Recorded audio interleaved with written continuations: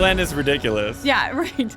Right, which is a bummer because I actually really liked Glenn before this game a lot. Now I'm just confused by him. Well, you're like one of the few people that have played Ever Crisis and know that Glenn is a decent person. Well, that's the thing. Like, to the vast majority of us who are just playing Rebirth, we see Glenn as just like a MacGuffin. It's so Nomura and dumb. This guy in a robe that just appears out of nowhere and it makes no sense. I'm okay with like setting up mysteries, but you got to answer these questions. You got to answer the questions. This is just another question that they have to answer that didn't even need to be there, I feel like. So maybe Glenn will play an important role.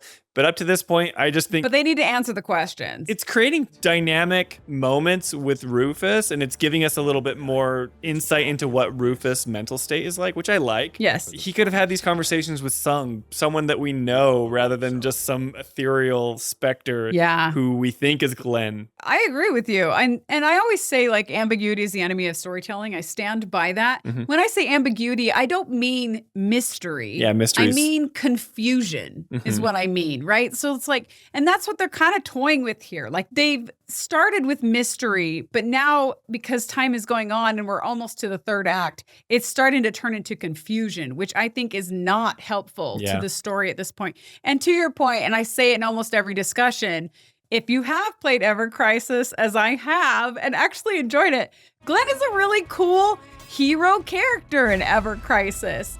And it makes it all the more confusing to see him in this state and wonder what the heck is going on, right? Because it makes you more confused. More confused.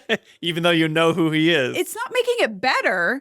And supposedly these like extra mobile games with lore in them are supposed to clear things up or help you understand things, but it's doing the opposite. Mm-hmm. It's actually kind of making me irritated that I don't know what's happening because this is a character I care about. Also, I'm never going to play those things. Yeah, I won't either. A lot of people won't. Don't care what's in a mobile game. I'm not going to play. Yep. Right. And so there's a problem. But if they answer questions outside of this main game, then that's bad too. Screw you, Square. No required reading. You answer it here. You answer it for me. I don't need to read a stupid Ultimania book. I don't need to. Okay, I'm being a little harsh.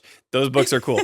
I do like those. But I don't want to do required reading. I don't want to like go off and have to read some comic or watch some movie. Right. You need to answer the questions in this game, in this trilogy. If you do not, you failed. Right. Period. Yeah. If you stretch the term gamer to include all forms of gaming, mobile at this point is bigger than everything else. I understand that. But the competition is ridiculously higher too. So but it's not the core product. It's right. But it's not the core product, and I'm never going to play a mobile game. The core product is the PlayStation games. Right. Yes. If you want to make like side story games on mobile or other platforms that, you know, have to do with some side story stuff, you can flesh it out. That's fine. But it can't answer questions. But it should not be required to understand what's happening here. And exactly. And frankly, it's doing the opposite, like I said, because I'm playing Ever Crisis and then I play this game and I'm like, these do not match. That's weird to me. Nobody's answering questions. Like, it's super nice. If you want to do your little Candy Crush version of Final Fantasy, like, knock yourself out, right? Right. Yeah. I'm never going to play that. So if you're putting plot points, and it's even worse if the reason you're putting the plot points in these other games is to get people incentivized to go play those. Mm-hmm. I hope it's not that, but if it is, ooh, that'd be bad. That's disgusting, honestly. But that's what happened in Kingsglaive. Yes. If you didn't watch Kingsglaive in 15, you have no idea what happens to the city of Insomnia. Right.